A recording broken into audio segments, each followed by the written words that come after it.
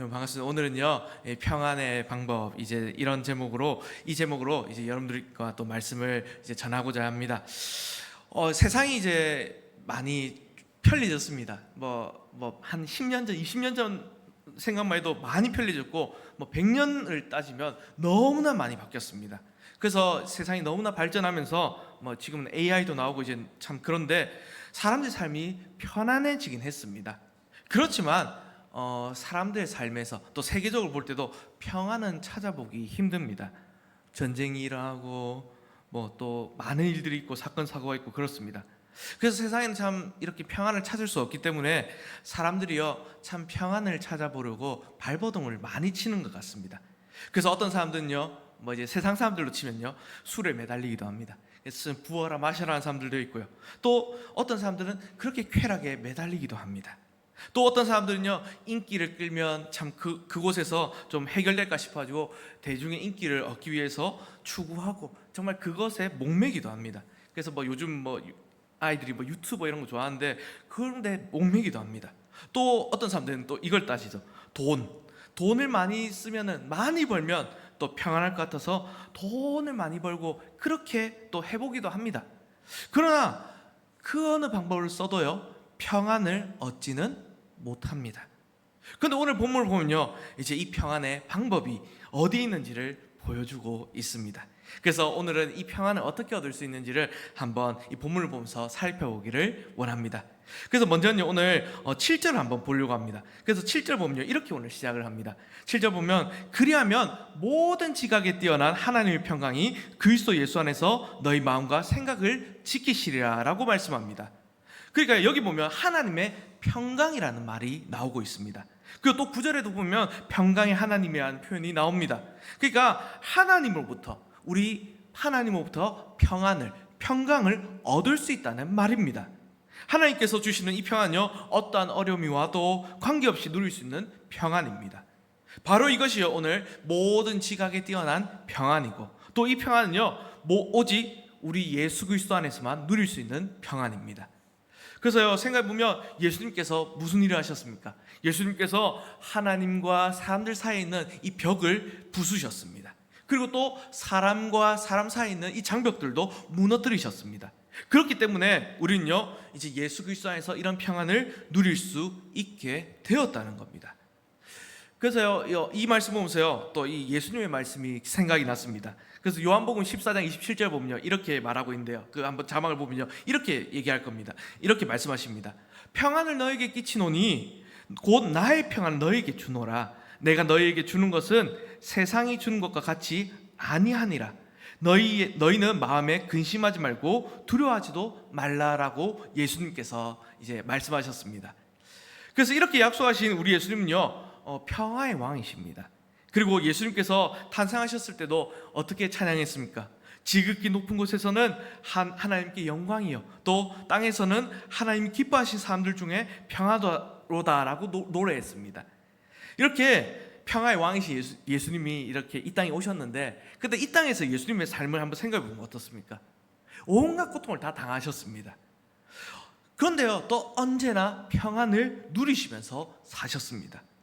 방금 이제 우리가 읽었던 이 요한복음 14장 말씀이 언제 나왔던 말씀이신지 아십니까?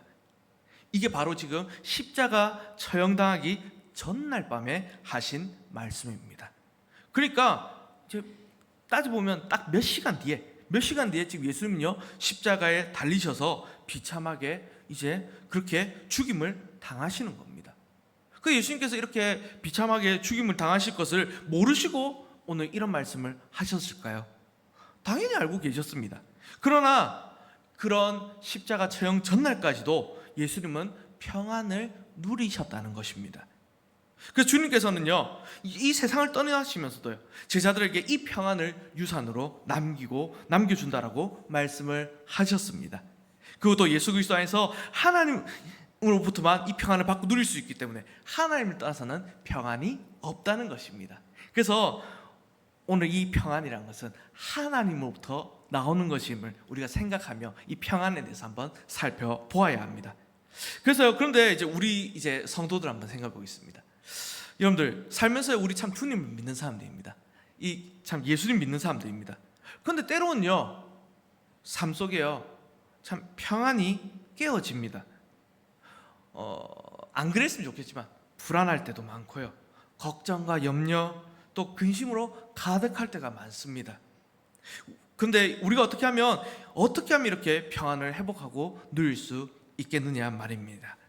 그래서 오늘 1절 보면요, 오늘 이렇게 이제 시작을 합니다. 오늘 본문 1절 보면 이렇게 시작하는데요. 그러므로 나의 사랑하고 사모하는 형제들, 나의 기쁨이며 멸류관인 사랑하는 자들아, 이와 같이 주 안에 서라라고 말씀합니다. 여기 오늘 1절 보면요, 바울이 빌립보 교회를 얼마나 사랑하는지가 느껴집니다. 이 빌립보 교회는요, 어떤 교회냐? 사도 바울이요, 제2차 전도 여행을 가서요, 이 복음을 전하면서 믿게 된 루디아와 이 빌립보 가봉의 이 간수들이 주축이 되어서 이제 세워진 교회고요. 그래서 이 교회가 아주 모범적이고 또 그렇게 사랑이 많은 교회였습니다. 그래서 바울이요, 열심히 복음 전파 사역할 때 이 교회가 무엇을 했냐 보면은 정말 기도도 하고 헌금도 하면서 계속 도왔고요. 또 지금 바울이 이렇게 로마 감옥에 갇혀 있을 때도요, 계속해서 사랑을 나누고 함께 했습니다. 그런데도 이 교회에 문제가 있었다는 겁니다. 문제가 무엇이냐? 오늘 2, 3절 보면요, 두 사람이 나옵니다. 오늘 이 사람들 이름을 잘 아실 건데, 이 유오디아와 순두계라는 사람입니다. 이 사람들의 이름을 보면은 뭐 모르겠지만 이 본문 이제 원어로 보면 이 사람들은 여자의 이름들입니다. 그래서 이제 학자들은요, 이 사람들이 어떤 사람들이냐 생각해 봤을 때 빌립보 교회에서 아마도 좀 영향력이 있는 여인들이었을 것이다라고 봅니다. 그런데 이 두 여인 때문에 지금 빌립보 교회가 평안하지 못한 상태인 겁니다. 그들 사이에 아마 뭐 알 수는 없지만 완전히 분쟁과 다툼이 있었던 것입니다. 사도 바울은 이것을 잘 알고 있었기 때문에 유오디아와 이 순두계에게 권하여서 주님 안에서 같은 마음을 품으며 화해하라고 권면을 합니다. 사실 이렇게 문제를 일으킨 사람들에게 로마 감옥에서 바울이 들었다면 그들에게 분노하고요, 야단치기 쉬웠을 것 같습니다. 그런데 바울은 오히려 두 사람들에게, 이 두 여인에게 화해하라고 하고 교회는요, 이들을 도우라고 말합니다. 왜냐하면 오늘 말씀 3절에 봤듯이 그들의 이름도 생명책에 있기 때문입니다. 그래서 여기서 오늘 우리는요, 한 가지 중요한 사실을 깨닫습니다. 우리 각자가요, 평안을 누리기 위해서는 무엇이 필요하냐? 교회 공동체가, 교회가 평안해야 된다는 사실입니다. 이것은 정말 그렇습니다. 교회 평화가 깨어지면요, 교인들의 마음에도 참 평화가 있기 어렵습니다. 사실 없습니다. 그래서요, 우리는요, 교회 평화를 위해서 기도하며 교회가 잘 또 그렇게 평안을 누리기를 기도하며 그렇게 하도록 또 힘쓸 책임도 있습니다. 그것은 꼭 각자를 위해서, 각자의 그 평안을 위해서도 필요한 일이기 때문입니다. 특히 또 뭐 예를 들면 좀 싸우거나 이런 교회들, 이런 데를 보면요, 어른들이 다투고 분열한 교회는요, 또 그런 데서 자란 자녀들이 참 많은 상처들이 있습니다. 그리고 또 그런 어른들의 모습 때문에 교회를 떠나는 경우도 참 많이 봐왔습니다. 그렇기 때문에 오늘 우리는요, 이 교회를 잘 지켜야 한다는 것입니다. 그것도 가정도 마찬가지입니다. 부부간의 평화가 깨지면요, 가족들, 특히 또 자녀들이 상처를 많이 받게 되고요, 굉장히 불안해집니다. 그래서 우리는요, 공동체의 평화를 이루어내는 사람들이 되어야 합니다. 그래야 우리 개인도 평안을 누립니다. 공동체의 평안을 깨면서 자기 혼자 평안을 누릴 수 있는 사람은 아무도 없음을 우리는 기억해야 합니다. 그래서 하나님께로부터 평안이 나오고 오늘 우리는 교회, 이 특히 공동체의 평안을 지켜야 함을 오늘 말씀드리고 나아갑니다. 그러면서요, 오늘 우리가 어떻게 하면 그래서 이 공동체에서 평안을 누릴 수 있는가를 한번 살펴보고자 합니다. 그래서 보면요, 오늘 8절 9절에 이제 말씀을 보면서 나누면 하는데요, 공동체의 평안, 그리고 또 개인과 개인의 평안 사이에는 균형이 필요하다는 겁니다. 그래서 여기 8절에서 9절에서 내용은요, 두 가지로 요약을 할 수 있습니다. 하나는요, 이것들을 생각하라이고, 또 하나는요, 행하라입니다. 그러니까 생각이 바로 서야 평안을 누릴 수 있고, 또 이것을 실천을 해야 평안을 누릴 수 있다는 것입니다. 여기 오늘 말씀의 8절과 9절 보면요, 이런 것들이 나옵니다. 참된 것, 경건한 것, 옳은 것, 정결한 것, 사랑받을 만한 것, 칭찬받을 만한 것, 이런 것들이 나오는데 이것들은 바로 덕입니다. 그리고 또 다른 사람들의 시각으로 이것을 보면요, 기림이 있는 것들, 바로 칭찬할 만한 것들입니다. 그래서 이런 것들로 마음이 꽉 차게 되면 평안해진다는 것입니다. 그래서 우리 이렇게 생각하면 되겠습니다. 참된 것 대신에 거짓된 것들이 있으면요, 평안 누릴 수 없습니다. 거짓말을 하는 사람이 평안한 거 보셨습니까? 들킬까봐 항상 불안해합니다. 또 경건한 것 대신에 불경건한 것이 있으면 평안이 없습니다. 또 옳은 것 대신에 틀린 것, 틀린 것이 있으면 평안이 없다는 겁니다. 또 정결한 것 대신에 더러운 것, 또 사랑받는 것 대신에 미움받을 만한 것, 이런 것들, 나쁜 것들이 있다면 평안이 없다는 것입니다. 그래서요, 바울은요, 그것들을 생각하라고 하고, 참된 것, 정말 옳은 것, 정결한 것, 사랑한 것, 이런 것들을 생각하라고 하고, 이제 이것들을 행하라라고 명령하고 있는 것입니다. 근데 바울은요, 자신의 이 사는 모습을요, 빌립보 교인들에게 직접 보여주었습니다. 8절에 나와 있는 이 모든 것들이요, 바로 바울이 실제 살았던 모습 그대로였습니다. 자기는 안 하면서 남들에게 하라고 하면 누가 하겠습니까? 그런데 바울은요, 실제로 그렇게 살았다라는 겁니다. 바울이 그렇게 살았다는 것을 다 보고 또 알고 있었던 이 빌립보 교회 성도들에게 바울은요, 자기가 한 대로, 이렇게 한 대로 실천하라고 권면하고 명령하고 있는 것입니다. 오히려 그렇게 억지로 짐을 지우는 것이 아니라 실천하면서 보여주는데요, 그래서 이렇게 실천할 때 평안을 누릴 수 있음을 오늘 바울이 알려줍니다. 그래서요, 이 말씀을 요약해 보면 이렇게 말씀대로 우리가 생각하고 행하면 우리가 평안을 누릴 수 있다는 것입니다. 그래서 평안은요, 말씀대로 살 때 온다는 겁니다. 그리고 또 어떻게 하면 우리가 또 평안을 누릴 수 있는가, 또 평안의 방법이 무엇인가, 그것은요, 또 평안은 바른 관계를 가질 때 옵니다. 그런데 이것을 또 세 가지로 한번 나눠볼 수 있겠습니다. 첫 번째는요, 자신과의 관계에서 기뻐해야 된다는 것입니다. 오늘 4절을 보면 이렇게 말씀을 합니다. 오늘 4절에 보면요, 주 안에서 항상 기뻐하라, 내가 다시 말하노니 기뻐하라 라고 말씀합니다. 오늘 바울은요, 빌립보 성도들에게 그리고 자신과의 관계에 있어서 항상 기뻐하라고 명령을 합니다. 근데 오늘 여기 기뻐하라는 것이 그냥 기뻐하라는 것도 아니고 항상 기뻐하라고 말합니다. 그런데 기뻐할 수 없는 이런 환경에서도 어떻게 기뻐할 수 있습니까? 특히 우리가 어려운 상황이 있다면, 진짜 아프고 어렵고 정말 그런 상황이 있다면 어떻게 기뻐할 수 있겠습니까? 마음속에 기쁨이 없지만 억지라도 하하 하면서 웃어야 됩니까? 그런데 오늘 4절 보면요, 이렇게 얘기하죠. 항상 기뻐하라고 합니다. 그러고 나서요, 내가 다시 말하노니 기뻐하라고 합니다. 이것은 어떤 이론이 아니라 사도 바울이 직접 체험하면서 겪은 것, 배운 것을 권면하고 있는 것입니다. 그래서 이 빌립보를 쓸 당시 이 바울의 상황을 보면요, 어떻습니까? 로마 감옥에 갇혀 있습니다. 그 감옥에 갇혀 있으면서도 바울은요, 참 기쁨에 있다고 합니다. 그러면 어떻게 바울은요, 도대체 이 감옥에 있는데, 그 당시 감옥은 지금처럼 좋은 감옥도 아닙니다. 벌레가 나오고 쥐가 있고 더럽고 누추한 곳입니다. 그런데 그런 곳에서 어떻게 그렇게 큰 기쁨을 가질 수 있단 말입니까? 그 방법은요, 4절의 맨 앞에 있습니다. 뭐라고 돼 있죠? 4절 맨 앞에 주 안에서 하라는 겁니다. 근데 이 주 안에서가 어떤 의미입니까? 이것은요, 바울은요, 이미 1장에서 이 뜻을 알려주는데요, 1장 20절에서 24절에 이렇게 말합니다. 한번 띄워주시면 보면서 이거 설명할 건데요, 보면 이렇게 합니다. 바울은요, 살든지 죽든지, 그리고 자기 몸에서 그리스도만이 존귀함을 받으시기를 원한다라고 말하고 있습니다.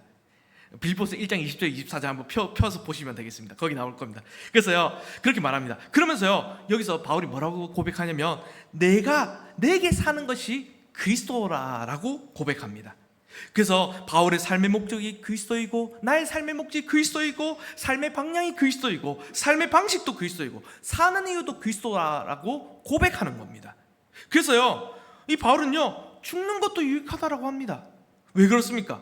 죽는 것이 유익한 것은 죽으면 그토록 사모하던 하나님을, 주님과 영원히 함께하기 때문에 좋다는 것입니다. 그래서 이 바울의 이 말을 요약해보면요, 살아도 좋고 죽어도 좋다는 말입니다. 이 두 마음이 정말 둘 다 너무 강해서 삶을 선택해야 될지 아니면 죽음을 선택해야 될지 모르겠다고 할 정도입니다. 그래서 자기를 위해서는 죽어서 주님과 함께 천국에서 영원히 사는 것도 좋지만 성도를 위해서는 또 여기서 살아서 돕는 것도 좋으니 사나 죽으나 다 좋다는 것입니다. 근데 이 얘기를 왜 했냐? 이 모습이 바로 오늘 바울의 이 모습이 바로 주 안에서 사는 모습이라는 겁니다. 내가 그리고 11절과 12절 보면 계속해서 이렇게 얘기하죠. 내가 궁핍함으로 말하는 것이 아니니라. 어떠한 형편이든지 나는 자족하기를 배웠노니 나는 비천에 처할 줄도 알고 풍부에 처할 줄도 알아. 모든 일 곧 배부름과 배고픔과 풍부와 궁핍에도 처할 줄 아는 일체의 비결을 배웠노나. 이 말씀 보면요, 주님 안에 있다는 것이 무엇인지를 또 볼 수가 있습니다. 그 여기서 주목할 점이 무엇이냐? 여기 사도 바울이 배웠다라는 표현을 쓰고 있다는 것입니다. 그러니까 주 안에서 기쁨을 누리는 것, 이것은요 상황 속에서 배우는 것이라는 말입니다. 우리 그렇습니다. 사실 환경이 변하면 어떻습니까? 환경이 변하면요 기쁨도 변하고요 사라지는 경우가 참 많습니다. 예를 들면 기분이 엄청 좋고요 밖에 나가서 누구와 잘 놀고 있다가도요 싸우게 되면, 다투게 되면 금방 그 평안이 사라지게 됩니다. 또 사업이 잘 되고 일이 잘 풀리고 자녀들이 잘 되고 돈을 잘 벌고 그렇게 좋아하는 취미생활로 많이 하고 살다가 그렇게 기분도 좋고 마음이 편하게 살다가도요 상황이 안 좋아지게 되면 금방 그 기쁨들 다 상실하게 되고 불편해집니다. 그래서 누가 말 한마디만 던져도 예민해서 툭 던져도 그냥 그것 때문에 마음이 무너져 버립니다. 환경 때문에 누리던 것들이 어떤 것이냐? 그것들은 평안이 아니라는 것입니다. 그냥 제일 처음에 얘기했던 편안함이었다는 말입니다. 그래서 오늘 우리의 믿음을 생각해 봅시다. 오늘 우리의 믿음은요 어느 날 갑자기 도깨비 방망이가 두드려갖고 나와라 뚝딱해서 믿음이 갑자기 생기는 것이 아니라는 겁니다. 믿음은요 오늘 우리의 상황과 삶과 환경과 그 처지 가운데서 배워 나가는 것입니다.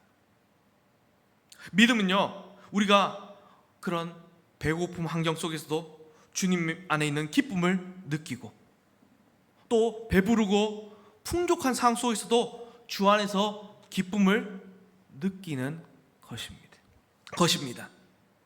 또한 멸시를 당하는 환경 속에서도 주님 안에서 기쁨을 누리고 존경을 받는 환경 속에서도 주 안에서 기쁨을 누릴 수 있습니다. 그런데 오늘 그 방법이 무엇이냐? 오늘 13절을 이렇게 얘기합니다. 우리 다 아는 말씀인데요 이 말씀 우리 함께 읽도록 하겠습니다. 13절 시작. 내게 능력 주신 자 안에서 내가 모든 것을 할 수 있느니라. 아멘. 왜냐? 우리가 왜 그런 데서 기쁨을 거할 수 있고 믿음으로 거할 수 있느냐? 내게 능력 주신 자 안에서 우리가 주님 안에서 거하기 때문입니다. 이 말씀을요 근데 많은 분들이 좋아하는데 사실 좀 오해하는 경우가 많습니다. 이 말씀 가지고. 그래서 이 말씀을 대부분 여기에 초점을 둡니다. 내가 모든 것을 할 수 있다, 여기에 초점을 맞춥니다. 그래서요 이런 말 가지고 이제 긍정적인 사고방식으로 살아야 된다 이런 것들도 많이 나왔습니다. 그러나 이 말씀의 앞뒤 문맥을 오늘 우리가 앞뒤 문맥을 다 봤지만 그거 살펴보면요 주님께서 내가 모든 것을 다 할 수 있기 때문에 능력을 주신다 이 말이 아니라 모든 환경과 처지와 삶과 형편에서 견딜 수 있게 해 주신다는 말입니다.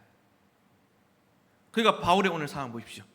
바울은요 비천하든지 풍부하든지 어떤 상황 속에서도 감당할 수 있는, 견딜 수 있는 이 방법을, 비결을 배웠기 때문에 감옥에 갇혀 있지만 거기서도 기뻐할 수 있었습니다.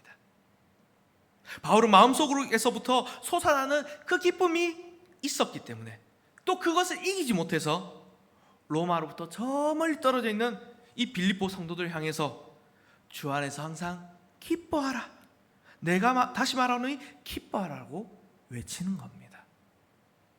바울은 이러한 기쁨을요 또 예수님에게서 배웠습니다. 요한복음 15장 11절은 이렇게 얘기합니다. 내가 이것을 너희에게 이름은 내 기쁨이 너희 안에 있어 너희 기쁨을 충만하게 하려 함이라. 이 얘기했지만 이제 요한복음 15장은요 예수님께서 몇 시간 뒤면 끔찍한 십자가에 달려 처형당할 시점입니다. 그런데 어떻게 예수님께서 이런 말씀하실 수 있겠습니까? 바로 예수님 마음속에 기쁨이 충만하시기 때문입니다. 바로 그 기쁨이 바울이 맛보았던 기쁨입니다. 그리고 바울은 이 자신이 맛본 이 기쁨을요, 빌립보 교회 이 성도들과 또 오늘 우리에게도 전해주고 있는 것입니다. 그리고 또 계속해서 우리가 또 어떻게 바른 관계로 또 나아갈 수 있는가, 또 두 번째로 살펴보면요, 또 우리가 평안을 누리기 위해서 바른 관계를 누려야 되는데, 바른 관계를 누린 법은 두 번째는 타인과의 관계에서 관용을 베풀라는 것입니다. 오늘 5절을 보면 또 이렇게 얘기합니다. 너희 관용을 모든 사람에게 알게 하라. 주께서 가까우시니라 라고 말합니다. 4절에서요, 항상 기뻐하라고 말한 뒤에요, 여기서는요, 이 관용을 모든 사람에게 알게 하라고 말씀합니다. 관용이 여러분들 혹시 무엇인지 아십니까? 관용 잘 아실 건데, 나에게 잘못한 사람들에게 너그럽게 또 그렇게 부드럽게 대해주는 것입니다. 그렇다고 해서 무조건 슬쩍 넘어가지고 이런 게 관용 아닙니다. 그러라는 것이 아닙니다. 합리적으로 행동하지만 동시에 또 너그럽고 부드럽게 사랑을 해주는 것입니다. 사실 근데 사람의 본성이 그렇습니다. 우리 인간의 본성이 그렇습니다. 우리 인간의 본성은 이기적이기 때문에 참 다른 사람을 관용하기가 너무 어렵습니다. 사랑하기가 어렵습니다.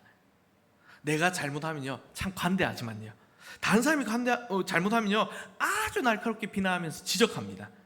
그러한 오늘 우리의 본성을 가리키는 용어가 있지 않습니까? 이 세상 용어로 내로남불이라고, 내가 하면 로맨스, 남이 하면 불륜이란 그런 태도입니다. 그러니까 우리는요, 모든 상황을 자기 중심적으로 이기적으로 보기 때문에 남을 관용하는 삶을 참 살기가 힘듭니다. 그래서요, 우리 다른 사람과 어떤 안 좋은 일이 있으면 어떤 반응을 하시는지 아십니까? 대개는 두 가지 반응을 보입니다. 하나는요, 싸웁니다. 또 하나는요, 도망칩니다. 회피합니다. 그래서 다른 사람이 나를 공격할 때 맞서 싸우면요, 분노하면서 그렇게 싸우게 되고요, 또 반면에 도망치면요, 두려워하면서 저 멀리 달아나 버리는 것입니다. 그런데 오늘 본문 말씀은요, 오늘 다른 사람에게 분노나 두려움이 아니라 관용, 사랑을 하라고 말합니다. 왜? 그래야 우리가 평안을 얻기 때문입니다. 그 관계 속에서 평안을 얻기 때문입니다. 또 무엇보다 주님 앞에 서게 될 날이 가까웠기 때문입니다. 왜? 우리 주님께서 심판해 주신다는 뜻이라는 겁니다. 따라서 오늘 우리는 관용을 베풀어야 한다는 것입니다. 그리고 또 세 번째로, 또 우리가 바른 관계로 어떻게 나아갈 수 있냐, 그 또 세 번째로는요, 하나님과의 관계에서 염려하지 말아야 합니다. 오늘 6절과 7절 보면요, 염려와 걱정이 많아서 기도할 수 없을 때 오늘 어떻게 해결하라고 말씀하고 있습니까? 아무것도 염려하지 않으려면 기도하라고 말씀합니다. 기도는요, 하나님과의 대화입니다. 그래서 늘 우리 곁에서 우리를 지켜주시고 또 인도하시는 우리 하나님께 아뢰면 평안을 얻는다는 겁니다. 기도하며 하나님께 시간을 드리면요, 오늘 이 말씀 보면요, 감사가 나오게 되고 또 감사가 나오게 되면 평안을 얻게 됩니다. 어떻게 보면 문제는요, 사라지지 않을 수 있습니다. 또 그대로일 수 있습니다. 하지만 사람의 헤아림을 뛰어넘는 하나님의 그 평안이 우리의 마음과 생각을 지켜주시기 때문입니다. 그런데 여기서 지키다라는 말은 또 무엇이냐? 여기 이 말은요, 보초를 선다는 말입니다. 그러니까 하나님께서 우리 마음에 이제는 보초를 서주시면서 불안이 오면 쫓아내시고 또 염려가 들어오지 못하도록 지켜주십니다. 그렇기 때문에 오늘 우리는 평안을 누릴 수 있다는 것입니다. 그런데 계속해서 오늘 말씀 보면서 기도할 수 없으면 어떻게 해야 되냐, 기도할 수 없으면 어떻게 해야 되냐라고 얘기하는데, 거기서도 더 기도해야 된다고 말합니다. 염려를 해결할 수 있는 길은 기도뿐이라는 겁니다. 기도는요, 강구만이 아닙니다. 기도엔요, 하나님의 대화로서요, 우리가 찬양도 할 수 있고요, 감사도 있고 회개도 있고 또 간구도 있고 중보도 있습니다. 그래서 힘든 상황 속에서 감사 기도를 하면 그 마음의 염려가 사라진다는 것입니다. 그리고 그 어떤 문제도요, 하나님께는 문제가 되지 않습니다. 그래서 우리 자신의 아들을 십자가에 내어주기까지 우리를 사랑해 주시는 그 하나님을 바라보면 감사가 나오게 됩니다. 그리고 그 감사가 나오면 염려가 사라지게 된다는 것입니다. 따라서 오늘 우리는 이 평안의 방법을 위해서 저 바른 관계를 서야 되고, 또 우리가 그 가운데서 기도함으로 염려를 이겨내고 나아가야 한다는 것입니다. 그렇게 오늘 바울은 우리에게 염려의 방법을 말해주고 있습니다. 그래서 말씀을 이제 정리하면서 맺겠습니다. 그래서 사랑하는 성도 여러분, 오늘 우리가 갖고 있는 참된 평안, 이것은요 세상에 있지 않습니다. 세상의 어떠한 방법으로도 우리는 평안을 얻을 수 없습니다. 평안은 오직 하나님께로부터 예수 그리스도 안에서만 주어집니다. 그럼 오늘 우리는 무엇을 해야 됩니까? 오늘 평안의 방법을 보면 우리는 먼저 평안의 근원이신 하나님을 바라보아야 합니다. 그리고 공동체의 평안을 힘써 지키도록 노력하고 또 기도해야 합니다. 그리고 또 오늘 말씀대로 선한 것을 생각하고 그것을 행해야 합니다. 그리고 마지막으로요, 우리는 바른 관계를 맺어야 합니다. 그래서 자신과의 관계에서는 항상 주 안에서 항상 기뻐해야 하고, 또 타인과의 관계에서는 관용을 베풀며 사랑해야 합니다. 그리고 마지막으로 하나님과의 관계에서는 우리가 아무것도 염려하지 말고 기도해야 합니다. 오늘 이것이 바울이 알려주는 평안의 방법입니다. 그래서 이러한 삶을 살아갈 때 오늘 하나님께서 약속하신 그 평강, 모든 지각에 뛰어난 평강이 오늘 우리의 마음과 생각을 지키실 것입니다. 그럼 사랑하는 성도 여러분, 오늘 이 말씀을 기억하시면서 우리에게도 어떠한 상황에 있든지, 우리가 어떠한 삶에 처해 있든지 우리에게 능력 주시는 그 하나님을 기억하시면서 이겨내면서 참된 평안을 누리시는, 또 그렇게 살아가시는 저와 여러분들, 우리 모든 성도님 되시기를 주님의 이름으로 간절히 바랍니다. 아멘. 우리 그래서 함께 찬송 드리겠습니다. 찬송가 413장 함께 찬송 드리겠습니다. 찬송가